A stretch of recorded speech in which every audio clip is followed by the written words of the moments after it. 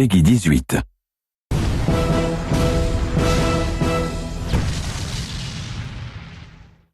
There were a lot of very smart, talented, capable, and very committed people that were involved, and I think that if there was a very simple problem or decision they could have made, or a simple problem they could fix, or some behavior they could change that would have allowed the game or helped the game ship, that they all would have jumped at that and they would have done that. So I can imagine then that there were a lot of complex, cascading things that contributed to why now Duke Nukem Forever is legendary as the longest development cycle in the history of all video games. I got into level design with Duke 3D when I was in 6th grade. So I'm a Duke fan. I remember looking at a magazine, looking at screenshots of Duke Nukem Forever and thinking, wow, I have to pre-order this game because it's amazing, you know, and all these years, and I mean, I've been on that ride as same as anybody else. For me, from my perspective, you know, I'm lucky that I actually enjoy working on the game and doing this stuff. So it wasn't so painful for it being a 10-year project because I was always doing new things, always getting new tech and things like that, so I enjoyed it. Everybody that was working on the project were all huge fans of Duke, and so we're all really passionate about what we're doing. So, you know, we're all going the extra mile just because we were doing what we loved.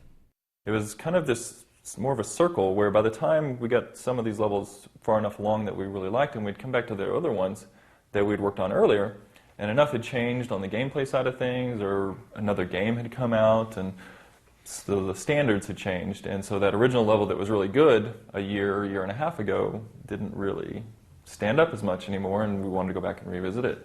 And, you know, I don't want to put all the burden on one person, so I'm not going to do that. We were all there, and we all, you know, voiced our opinions and desires, but you know, it was a continuous cycle of iteration that didn't have any real end in sight. We didn't have any plan put in front of us in terms of, okay, we're going to iterate to reach this goal. It was just, we're going to iterate, and then it'll eventually be awesome. It was getting harder and harder for people to believe that it was actually real. But every time that people really started to doubt, a trailer would come out showing off all these great new things. 1997, that trailer came out at E3, and it was great. And people were like, man, this is going to be spectacular.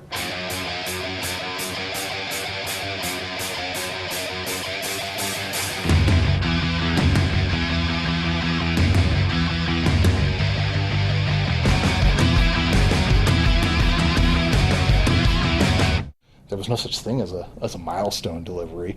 You know, it was just make it cool, make it awesome. And the funny thing about making cool and awesome things is you can always make it more cool and more awesome.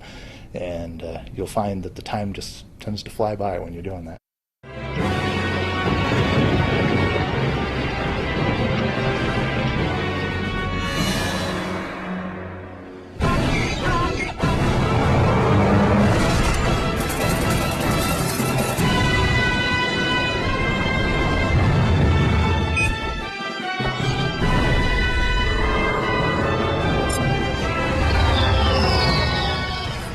That was the E3, you know, God Games, they had, because the E3 space, I guess, was so expensive or whatever, they decided to put their booth in a parking lot across the street from the Los Angeles Convention Center, yeah. And so it was a huge, it just kind of turned this large, like... Party. Yeah, party.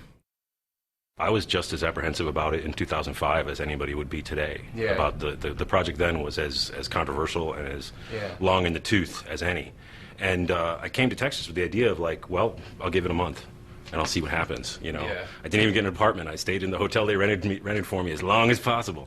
But within a day, I was in the offices. I met everybody. I really liked everybody, and I got to sit down and see the game, and I was really impressed. And that's what made me realize it was like, well, all this secondhand, you know, public postulating about how it is, it's not accurate at all. Yeah, it doesn't really relate to the same game. Yeah, it's almost yeah. like there's two separate games. There's the people that were expecting the game to be, and what they think is going on, and then you get there and you see, oh, this is an actual legitimate game. It's fun to play, and all these things. They were like two separate things. I realized that Duke Nukem was a big hit and a pop culture icon when I started getting these calls from convention coordinators who wanted me to come be a guest. I went, why would you want me to be a guest at your convention? Well, you're the voice of Duke Nukem. Oh, really? That's why you want me? We have fans who want to meet you and get your autograph. Probably 2007, 3D Realms decides to release a teaser, and because of the relationship that we had with 3D Realms at the time, they actually decided to premiere it at our website.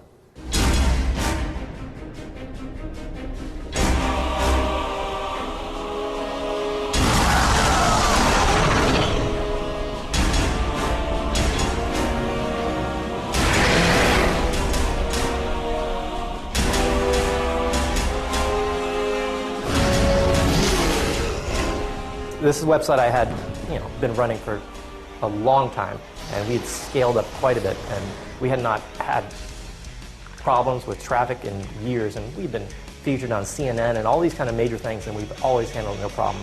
We put out a trailer, though, for that game, even though it's honestly just brief half-second glimpses of just a few things, and the whole thing came down.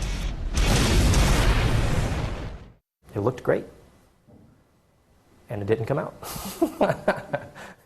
So we kept going through these cycles of all the way from 97 from that first trailer to 2001 trailer to waiting a long time, 2007 teaser, and every time gamers were blown away with what great stuff there were, and they're like, why will this not come out? I've always thought the game would eventually come out because there was just too much there, and I'm glad that the Triptych guys here were able to pull it off. I went and interviewed at 3D Realms kind of on a whim, wondering what the game was about, and it was awesome, even back then. When I saw it for the first time, there were things in the game that nobody else was doing. And so I had a talk with George, and he convinced me to come over as a designer, and then I moved to Dallas with Kristen, and we worked on the game for 4.5 years until the dreaded day, which was in May of 2009 when 3D Realms shut its doors on the project.